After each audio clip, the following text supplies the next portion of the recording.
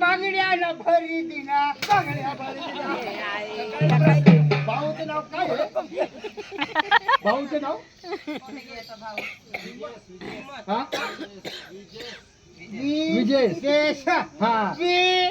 हा सांग ना विजय विजय अरे माझ्या बरोबर बोलला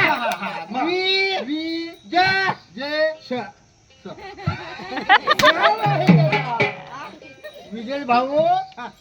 तुम्हाला स्नो पावडर पण देईल मला तो पटावी निघणार पटावी नाही तुम्ही काय सांगा